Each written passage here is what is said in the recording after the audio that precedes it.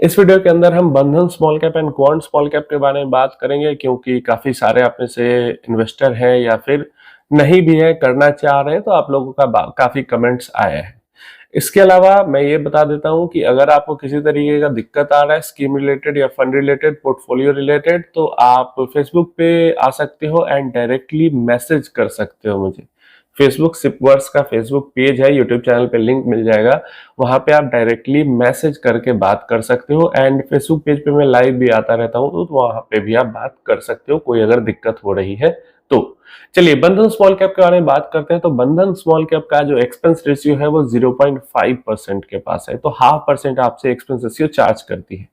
Fund की शुरुआत फरवरी 2020 में हुई थी, मतलब कोविड वाला जो क्रैश आया था उससे पिछले ही महीने में फंड स्टार्ट ही हुआ था। तो ये एक बहुत बड़ा प्लस पॉइंट है कि ये फंड जब स्टार्ट हुआ था, एनएफओ इन्होंने उठाया था पैसा और पैसा इनको डालना था, तो इनको 30-35% गिरा हुआ मार्केट मिल गया था पैसा डालने के लिए, और स्मॉल कैप में तो और भी ज्यादा गिरा हुआ मार्केट मिल गया था पैसा डालने के लिए। तो ये एक बहुत बड़ा पॉजिटिव पॉइंट है। मतलब 2020 में फरवरी से लेके फेब या फिर मार्च भी मैं कह लूं, फेब मार्च से लेके और जो जून जुलाई तक का टाइम था वो बहुत बढ़िया। इस बीच में जितने भी एनएफओज आए हैं उनको एक प्लस पॉइंट जरूर मिला है। रिटर्न्स की जहां तक हम बात करते हैं तो पिछले एक साल में 12% का रिटर्न है, 3 साल में 28.7% का रिटर्न है एंड 5 सालों में 37% का रिटर्न है, जो कि काफी बेहतरीन है और बेहतरीन रहना भी था जैसा कि मैंने आपको बताया। और इंडेक्स कैटेगरी एवरेज सबको बीट कर रही है, काफी बढ़िया परफॉर्मेंस है रिटर्न के मामले में बंधन स्मॉल कैप फंड का। और खासकर अभी से अगर मतलब 6 महीना पीछे जाते हैं तो उससे पहले एक साल का जो रिटर्न था वो 70-80% का था, तो इस कारण से ओवरऑल रिटर्न भी बूस्ट हो गया है बंधन स्मॉल कैप फंड का। नेक्स्ट यहाँ पे अगर मार्केट कैप एलोकेशन की बात करते हैं तो 73% स्मॉल कैप के अंदर इन्होंने डाला हुआ है, 10% के आसपास कैश डेट वगैरह में डाला हुआ है। लार्ज कैप के अंदर 5% की इन्वेस्टमेंट है एंड मिड कैप के अंदर 10% की इन्वेस्टमेंट है। तो एलोकेशन काफी सही है बंधन स्मॉल कैप का, सबसे ज्यादा स्मॉल कैप में डाला हुआ है, थोड़ा मिड कैप में और उससे भी कम लार्ज कैप के अंदर डाला हुआ है। पिछले 2 साल की अगर स्टैटिस्टिक्स देखते हैं यहाँ पे, तो रिटर्न के मामले में तो पिछले 2 साल में तो सबसे मतलब बेस्ट परफॉर्मर है पिछले 2 साल का, तो कुछ कह ही नहीं सकते। अल्फा काफी अच्छा पिछले 2 साल में जनरेशन इन्होंने किया है। वहीं एक्टिव रिस्क की बात करते हैं तो वो भी बहुत ज्यादा नहीं है, क्योंकि लार्ज मिड का मिला हुआ है और बहुत ज्यादा कॉन्सेंट्रेटेड भी पोर्टफोलियो नहीं रखते हैं ये, और रिस्क कम लेके चलते हैं। इसके अलावा वॉलेटिलिटी की बात करते हैं तो 0.92 का बीटा है, जो कि इंडेक्स के काफी पास है। मतलब 1 अगर इंडेक्स रहता है तो 0.92 है, तो इंडेक्स से बहुत पास हुआ, तो इंडेक्स के आसपास की वॉलेटिलिटी ही इसके अंदर आपको मिल जाएगी। इसके अलावा जेनसेन अल्फा काफी बढ़िया, शार्प रेशियो भी इंडेक्स से बेहतर है, ट्रेनर रेशियो भी इंडेक्स से बेहतर है, इंफॉर्मेशन रेशियो 2.93 का, जो कि काफी बढ़िया है। इंफॉर्मेशन रेशियो जितना ज्यादा ऊपर रहे उतना बढ़िया रहता है। इसके अलावा सॉर्टिनो रेशियो भी यहाँ पे 2.2 का है, तो वो भी काफी बढ़िया निकल के आ जाता है। तो पिछले 2 साल की स्टैटिस्टिक्स तो इनकी काफी जबरदस्त है। मतलब पिछले एक साल में 12% का रिटर्न है, जिसका रीजन है कि पिछले 6-7 महीने में तो हमने देखा कि माहौल ही इधर खराब हुआ पड़ा है। और उससे पहले एक साल का देखते हैं तो वहां भी 70-80% का रिटर्न है, तो कुल मिलाकर रिटर्न बढ़िया है इसका। एलोकेशन देखते हैं तो सबसे ज्यादा इन्होंने फाइनेंशियल्स के अंदर होल्डिंग ले रखी है, सेकंड सबसे ज्यादा कंज्यूमर ड्यूरेबल के अंदर होल्डिंग ले रखी है। इसके अलावा हेल्थ केयर के अंदर एंड मिसलेनियस में 11% है, तो हेल्थ केयर ही थर्ड नंबर पे हम रख सकते हैं। तो फाइनेंशियल आ जाता है, कंज्यूमर ड्यूरेबल आ जाता है और हेल्थ केयर आ जाता है। अभी ज्यादातर म्यूचुअल फंड चाहे स्मॉल कैप हो, मिड कैप हो और लार्ज भी हो, उनके जो टॉप 2 होल्डिंग्स है या फिर टॉप 3 होल्डिंग में से 2 जो है वो फाइनेंशियल और हेल्थ केयर जरूर रहती है। तो ये टोटल हो जाता है बंधन स्मॉल कैप का पूरा डिटेल, जो कि पिछले 2 साल के अकॉर्डिंग अगर देखें तो काफी बढ़िया स्टैटिस्टिक्स है, और रिटर्न के मुताबिक देखें तो पिछले 5 साल में भी रिटर्न काफी बढ़िया है। देखिए, पास्ट के रिटर्न फ्यूचर की गारंटी नहीं देते हैं, लेकिन पास्ट का रिटर्न इतना जरूर बता देता है कि हाँ फ्यूचर में किस हद तक क्या कैसे हो सकता है। अब हम आ जाते हैं क्वांट स्मॉल कैप फंड पे। तो सबसे पहले क्वांट, अगर आप कंपैरिजन करना चाहते हैं क्वांट में और बंधन में, तो अभी आपको बंधन विनर होता हुआ ही दिखेगा, ये मैं पहले ही बता देता हूं। क्यों? देखो, सबसे पहला तो क्वांट बंधन से ज्यादा एक्सपेंसेस जो चार्ज कर रही है वहां पे 0.5 था, यहाँ पे 0.69 है। यहाँ इस फंड की शुरुआत का डेट आपको दिखेगा किसी भी वेबसाइट पे कि 2013 में शुरू हुई थी, जब डायरेक्ट प्लान शुरू हुए थे, और रेगुलर का तो बहुत पुराना दिखेगा, लेकिन एक्चुअल में ये एक स्मॉल कैप फंड बना है, वो बना है 2019 के अंदर में। तो कोविड का जो क्रैश आया था उससे 1 साल पहले।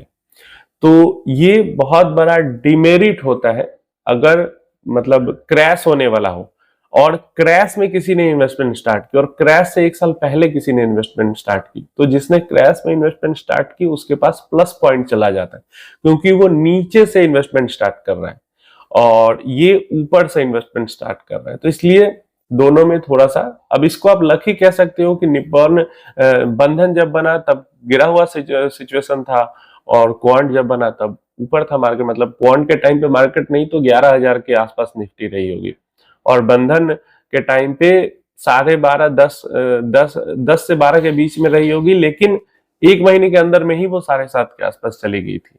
तो बंधन बना उसके 1 महीने बाद निफ्टी 7:30 के आसपास थी, तो वहां पे इन्वेस्टमेंट करने का मौका मिला बंधन को, एंड क्वांट को मौका मिला स्टार्टिंग फेज में 10-11 हजार के आसपास इन्वेस्ट करने का। तो ये जरूर ध्यान रखना। यहाँ पे अगर हम रिटर्न्स के मामले में देखते हैं तो इसके बाद भी पिछले 5 सालों में 48% का रिटर्न अभी के टाइम पे इतना गिरने के बाद और बुरा परफॉर्मेंस के बाद भी क्वांट का दिखता है, जो कि 5 सालों में सबसे ज्यादा है। पिछले 3 साल का देखते हैं तो 22% का रिटर्न दिखता है, जो कि अगेन काफी बढ़िया है, और पिछले 1 साल का देखते हैं तो निगेटिव में 5% का रिटर्न दिखता है, जो कि बढ़िया नहीं है अपनी कैटेगरी के अंदर में। ठीक है, कैटेगरी के अगेंस्ट में और इंडेक्स के अगेंस्ट पे पिछले 1 साल में जो रिटर्न है क्वांट का वो अच्छा नहीं रहा है। इसके बाद अगर मार्केट कैप डिस्ट्रीब्यूशन देखते हैं तो यहाँ पे स्मॉल कैप के अंदर में 65% का बस एक्सपोजर है, अदर्स में 10% के पास कैश डेट वगैरह है, लार्ज कैप के अंदर 21.5% का एक्सपोजर है, मिड कैप के अंदर 3.32% है। तो एक स्मॉल कैप फंड के लिए पर्सनली मैं कहूँ तो इस टाइप का एक्सपोजर मुझे सही नहीं लगता है, कि स्मॉल कैप फंड है तो ज्यादा स्मॉल कैप के अंदर होना चाहिए, उससे कम थोड़ा बहुत मिड कैप के अंदर, और लार्ज कैप के अंदर सबसे कम एक्सपोजर लो, इन माय ओपिनियन। लेकिन भाई फंड मैनेजर है, हमसे ज्यादा एजुकेटेड है, हमसे ज्यादा क्वालिफाइड है, तो उनकी मर्जी जैसे करे, लेकिन मुझे लगता है कि इस तरीके का एलोकेशन होना चाहिए। मिड कैप है तो एक्सपोजर सबसे ज्यादा मिड कैप में रखो, स्मॉल कैप है तो स्मॉल कैप में, लार्ज कैप है तो लार्ज कैप में। यहाँ पे क्या हो रहा है, मिड कैप में भी मैंने ये चीज देखी है, स्मॉल कैप में भी देखी है, कि उनको जितनी लिमिट दी गई है 65% की, ज्यादातर फंड 65% ही पकड़ के रहते हैं, बाकी पैसा लार्ज कैप में डाल के रखते हैं। क्वांट के हालात पहले ऐसे नहीं थे, लेकिन इधर क्वांट जब से मार्केट खराब हुई है, मतलब सितंबर से मार्केट खराब होना शुरू हुआ है, और जुलाई के आसपास से क्वांट ने ये अपना सिचुएशन पकड़ के रखा हुआ है कि लार्ज कैप के अंदर इन्वेस्ट करके बैठी रहती है। नेक्स्ट हमारे पास, जबकि नवंबर में उन्होंने कहा था कि मैं ऑल आउट जा रहा हूं, अब हम ऑल आउट जाएंगे एएमसी, लेकिन फिर भी वो लार्ज कैप ही अभी होल्ड करके बैठे हुए। इसके बाद अगर हम स्टेटिस्टिक्स की बात करते हैं लास्ट 2 ईयर्स की, तो बहुत बुरे हालात है क्वांट के पिछले 2 सालों में। जैसे कि रिटर्न के मामले में 5 साल में सबसे ज्यादा रिटर्न है इसका स्मॉल कैप कैटेगरी में, लेकिन 2 साल में इंडेक्स के बराबर का रिटर्न है, और इंडेक्स के बराबर का रिटर्न है का मतलब अल्फा जनरेशन नहीं हुआ है 2 सालों में। मतलब 5 साल में जो सबसे ज्यादा रिटर्न दिखता है ना, वो दिखता है पीछे का 2 साल छोड़ो और उसके पीछे के 3 साल का वो रिटर्न। शुरुआती 3 सालों में क्वांट स्मॉल कैप का रिटर्न बहुत बढ़िया रहा है 2023 तक। 2023 मिड के बाद से कह सकते हो, या 2024 के शुरुआत से क्वांट का परफॉर्मेंस खराब हुआ, और बीच में इतना खराब हो गया था कि पीछे 1-1.5 साल का रिटर्न तक ये इन्होंने, अब देखो अभी का रिटर्न अगर बूस्ट होता है, अप होता है, तो पीछे का रिटर्न भी उड़ जाता है उसके साथ, और अभी का अगर रिटर्न खराब होता है तो पीछे का रिटर्न भी गिर जाता है उसके साथ, तो ये ध्यान रखना। इसके अलावा अगर वॉलेटिलिटी की बात करते हैं तो अब रिटर्न के मामले में 1 पॉइंट बंधन को मिल जाएगा, क्योंकि पिछले 2 एक्सपेंस रेशियो के मामले में 1 पॉइंट बंधन को मिला, रिटर्न के मामले में 1 पॉइंट बंधन को मिल जाता है। इसके अलावा एक्टिव रिस्क के मामले में बंधन के जितना ही है ये, बीटा के मामले में, वॉलेटिलिटी के मामले में ये बंधन से कम वॉलेटाइल है, और आपको ही पता है क्यों कम वॉलेटाइल है, क्योंकि लार्ज कैप पकड़ के यहाँ पे बैठी हुई है। तो बंधन का 0.92 बीटा था, जो कि इंडेक्स के बीटा के ज्यादा पास था, और इसका 0.9 है। तो वॉलेटाइल तो दोनों है, लेकिन बंधन ज्यादा वॉलेटाइल है क्योंकि बंधन ने ज्यादा exposure small cap mid cap की तरफ लिया है। लार्ज कैप के अंदर 3-4% का एक्सपोजर है और क्वांट ने लार्ज कैप के अंदर 20-22% का एक्सपोजर लेके रखा है, इसलिए क्वांट की वॉलेटिलिटी थोड़ी उससे कम है। लेकिन फिर भी एक चीज मैं यहाँ पे कहना चाहूंगा कि लार्ज कैप में इतना ज्यादा एक्सपोजर लेने के बाद भी 0.9 की वॉलेटिलिटी है। जितना एक्सपोजर इसका लार्ज कैप में, इसको तो 0.8 के आसपास की वॉलेटिलिटी आनी चाहिए थी। तो यहाँ पे ये चीज है। इसके बाद जेंसन अल्फा ठीक है, बढ़िया है। शार्प रेशियो भी इंडेक्स के बराबर कह सकते हो या उससे थोड़ा सा बेहतर है। ट्रेनर रेशियो इंडेक्स से थोड़ा सा बेहतर है। इंफॉर्मेशन रेशियो की जानकारी यहाँ पे नहीं दी गई है। सॉर्टिनो रेशियो यहाँ पे जो है वो भी इंडेक्स से थोड़ा सा बेहतर है। तो डेफिनेटली पिछले जो 2 साल का टाइम है वो क्वांट के लिए उतना बढ़िया नहीं गया है किसी तरीके से। मतलब जो स्टैटिस्टिक्स है वो देख के ये लग रहा है कि क्वांट किसी तरीके से बस सरवाइव करने की कोशिश कर रहा है कि बस इंडेक्स के बराबर तो कम से कम मैं रह जाऊं, इंडेक्स से भी बुरे हालात ना हो जाए। पिछले 2 साल का डिटेल देखकर क्वांट का यही फील होता है। क्वांट मेरे पर्सनल पोर्टफोलियो में भी है एंड डेफिनेटली परफॉर्मेंस जो है उसकी डाउन हुई है, लेकिन मैं अभी भी क्वांट के साथ इन्वेस्टेड हूं।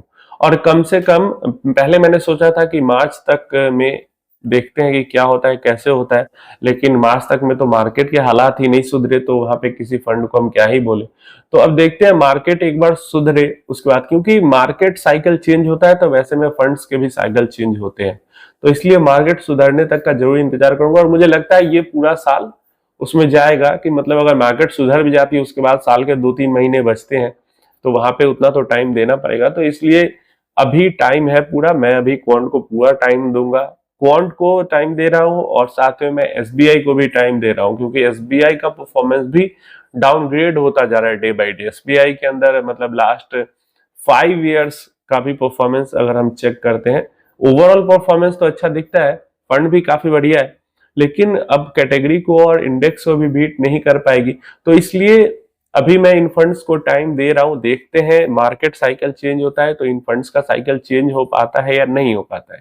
अगर चेंज नहीं हो पाएगा मार्केट साइकिल चेंज होने के बाद भी, देन डेफिनेटली देखना पड़ेगा इन फंड्स के साथ क्या करना है। बट अभी के लिए मैं अभी होल्ड कर रहा हूं। और जिनके पास बंधन का स्मॉल कैप है उनका तो 2 साल से एकदम चांदी चांदी सोना सोना हुआ पड़ा है। क्या आपके पोर्टफोलियो में है, नीचे कमेंट में बता।